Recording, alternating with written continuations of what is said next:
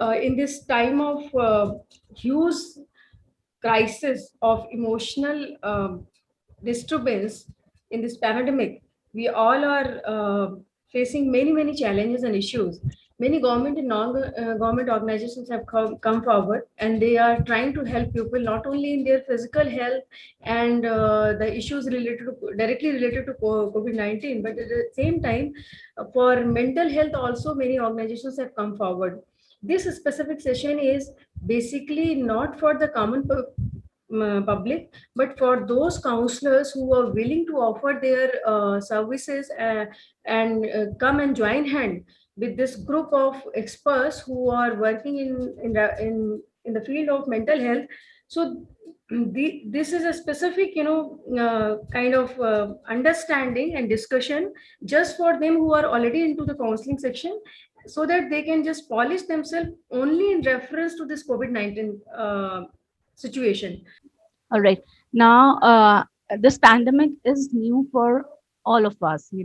This is the first time where we have faced such a situation that the normal patterns of helping others or treating others have been changed so drastically, not for us as mental health professionals, but even if you go to the doctors, now they can't see patients without wearing PPE kits and, taking proper precautions.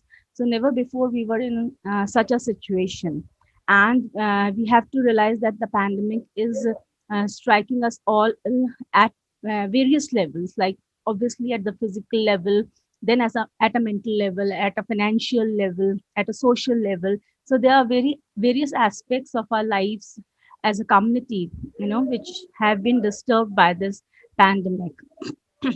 And definitely each one of us has a role to play, whatsoever it might be, and when I say that, I also include each and every person of the community, just by following the guidelines of COVID pandemic, the precautions that has to be taken, a major service will be done to the to the bigger community. We'll be contributing a lot.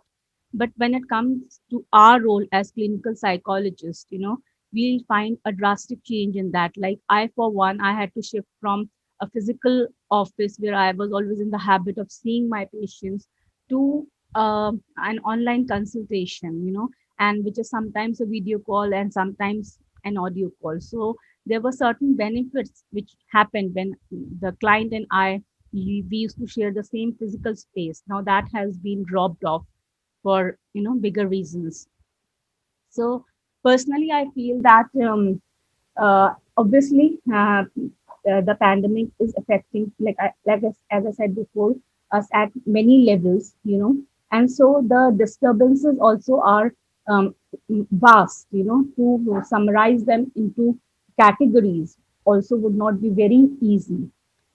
So if I just start with the broader category, people who had COVID and people who didn't have COVID as such, even this won't be a fair category to say, because people who didn't have COVID have still been affected by the repercussions of COVID, in the sense that they have lost their job or have lost their loved one, or their domestic life has been disturbed in many ways.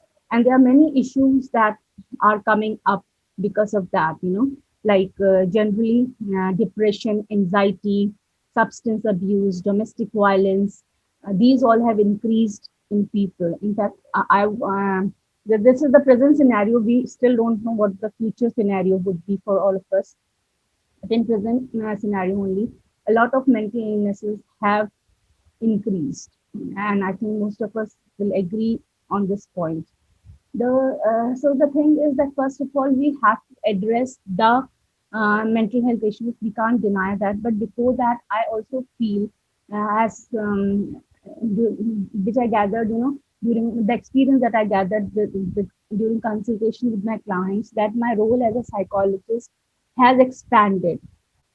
Now a lot of people, sometimes they call me and they have got, these normal, and I shouldn't say normal, they have got these anxieties which are very universal. So sometimes I'm just being an information agent for them, because if you remember Maslow's hierarchy, Maslow also very clearly talked about that if the physiological needs, the basic needs are not met properly, the other needs become irrelevant at that point of time. So here, when people are struggling for food, shelter, safety, oxygen, medical services. So other things come to a background. Like I had a person who called me some time back, and I told him that I know I am a private practitioner and I charge for my sessions, and he was like, "ma'am पैसे की वजह से ही तो problem हो रही है और आप भी पैसे ही मांग रही हैं." So it becomes a difficult situation for us to be into. So that is my first thing, that you have to realize that kahin pe, our role as a psychologist has expanded, because we just don't be catering to the emotional need of a person. We'll also be information agents, jahan pe, we'll be in a way psycho educating them about the COVID illness, and dealing with those problems. Then the regular mental issues, we all know how to deal with anxiety, how to deal with depression, how to deal with grief, substance abuse or domestic violence. Domestic violence is another area where you need to, if you're working as a psychologist, you need to have proper database to tell the women, particularly because women are the ones who are getting abused in domestic violence. Whom should they call? Whom should they contact? All right. And always remember, even when the situation is so desperate, don't try to be the decision maker for your client.